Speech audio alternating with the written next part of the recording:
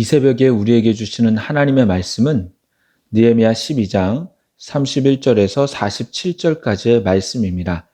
제가 가지고 있는 성경책으로 구약성경 746쪽에 있습니다. 하나님의 말씀을 받들어 읽겠습니다.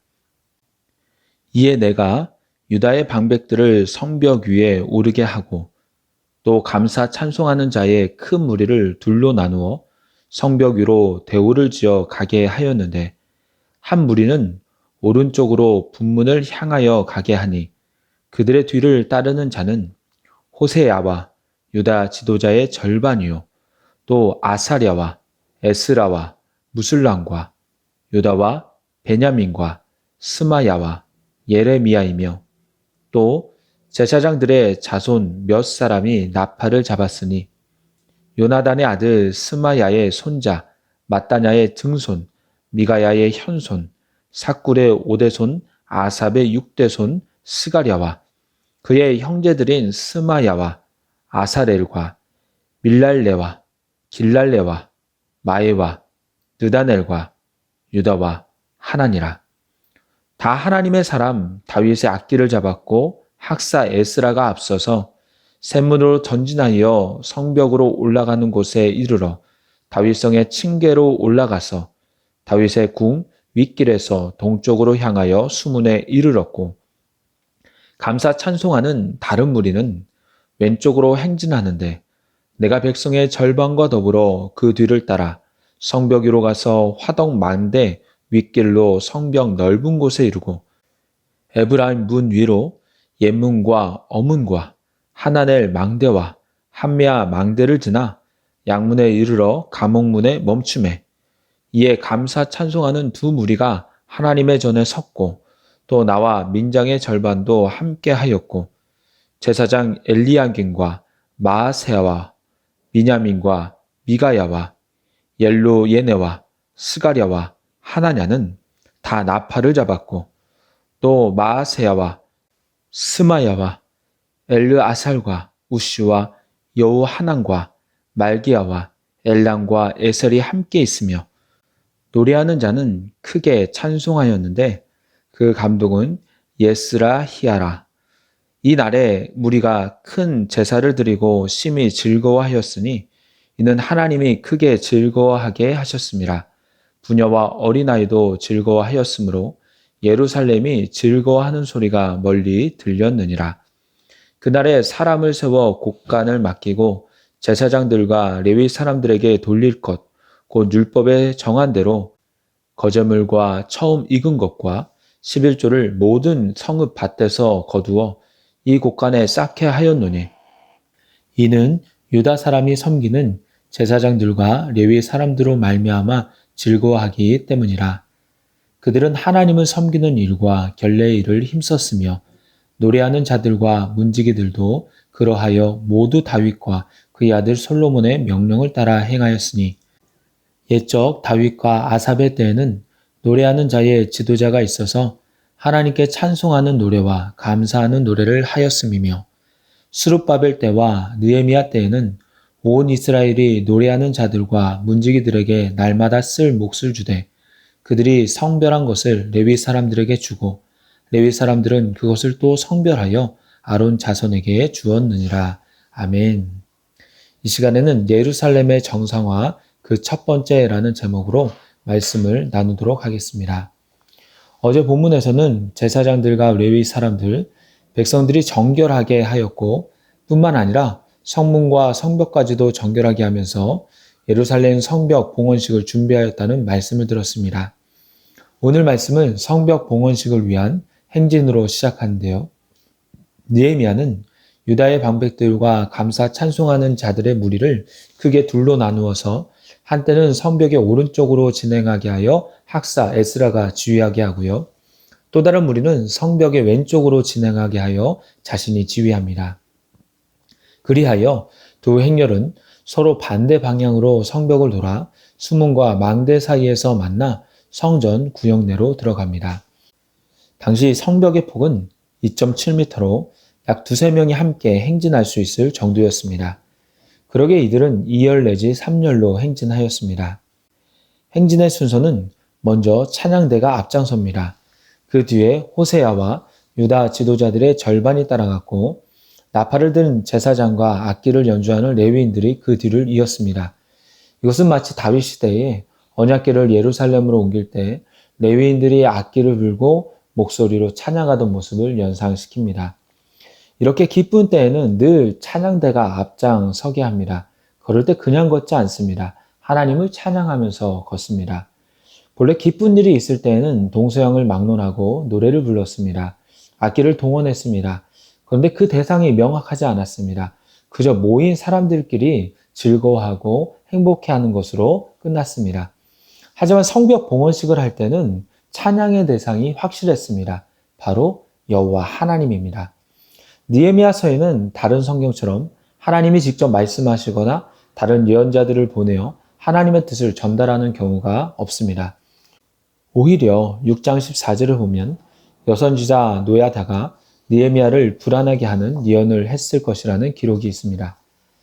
하지만 느헤미야서는 1장부터 보이지 않지만 일하고 계시는 하나님의 손길이 드러나 있습니다. 느헤미야가 형제인 하나니로부터 예루살렘 성이 허물어지고 성문들이 불탔다는 소식을 들으면서부터는 하나님은 그로 하여금 예루살렘의 회복을 꿈꾸게 하시며 기도하게 하십니다.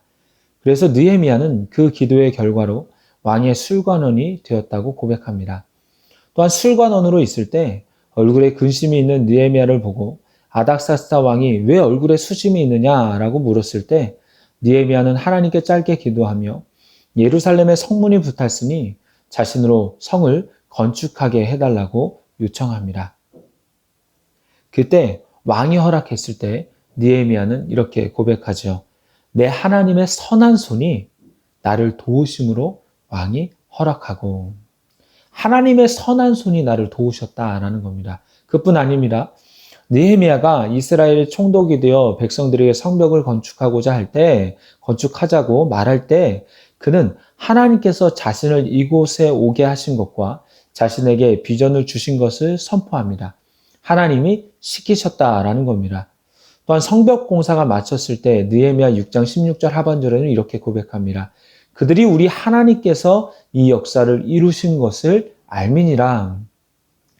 비록 느헤미야가 환상을 통해서나 예언자들을 통해서 하나님의 말씀을 들은 것은 아니지만 자신에게 깨달음을 주시고 지혜를 주시고 모든 환경을 조성하시고 다스리시고 이끄시는 하나님을 느끼고 경험했기에 그렇게 추진하며 나아갔던 것입니다.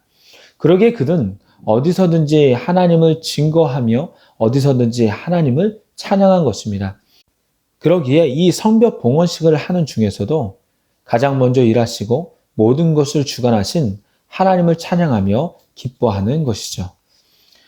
하나님은 우리 성도들의 삶도 이렇게 고백하며 나아가기를 바라십니다. 하나님께서 모든 것을 예비하여 주셔서 사람을 준비시키고 만나게 하시고 지혜를 주셔서 일이 성사되게 하시고 모든 환경과 여건을 이끄셨는데 그 과정 속에서 그토록 내 힘으로 안 된다고 도와달라고 기도하고 나서는 결과가 이루어지고 난 다음에 내 힘으로 한 것 마냥 누군가가 도와줘서 한 것 마냥 사람이 한 것 마냥 그 공을 하나님께 돌리지 않는다면 가장 먼저 하나님을 찬양하지 않는다면 그것의 찬양의 방향과 순서는 잘못된 것입니다. 그러기에 느헤미야처럼 하나님께서 하신 일들을 기억하며 가장 먼저 순서로 하나님을 찬양하는 것이 우리 가운데 습관화 되어야 할 것입니다.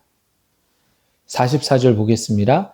그날에 사람을 세워 곳간에 맡기고 제사장들과 레위 사람들에게 돌릴 것 곧 율법에 정한 대로 거제물과 처음 익은 것과 11조를 모든 성읍밭에서 거두어 이 곳간에 쌓게 하였노니 이는 유다 사람이 섬기는 제사장들과 레위 사람들로 말미암아 즐거워하기 때문이라. 예루살렘 성벽 위에서부터 성전으로 모여서 하나님을 찬양하고 크게 기뻐한 이들은 성벽 봉헌식을 마친 후 제사장들과 레위 사람들을 위하여 율법에서 정한 대로 거제물과 처음 익은 것과 11조를 모든 성읍밭에서 거두어 드립니다. 이것은 이미 백성들이 율법을 지키기로 작정한 것을 그대로 실천한 것인데요. 10장 37절에 보면 백성들이 이미 작정한 것 중에 처음 익은 밀의 가루와 거제물과 각종 과목의 열매와 새 포도주와 기름을 제사장들에게 가져다가 우리 하나님의 전에 여러 방에 두고 또 우리 산물의 11조를 레위 사람들에게 줄 것이라고 하였습니다. 아시다시피 제사장과 레위 사람들은 당시에 성전을 관리하며 제사를 주관하고 하나님을 찬양하는 일들을 감당했습니다. 지금으로 따지면 교회에서 풀타임으로 일하는 목사나 전도사입니다. 하나님은 가나안 땅에 들어가서 모든 지파들이 땅을 분배받을 때 레위인들에게는 기업을 주시지 않았습니다. 왜 그렇습니까? 모든 지파 중에서 레위인들을 택했으니 다른 것 하지 말고 주의 일만 하라는 것이었습니다. 대신에 다른 지파들이 11조를 레위인들에게 주어서 그들을 먹여 살리라는 것입니다. 그렇게 해야지 레위인들에 의해서 말씀이 보존되고 제사가 지속적으로 이루어진다라는 것이죠. 그렇게 제물과 11조가 잘 레위인들에게 전달되어진 시대가 있었습니다.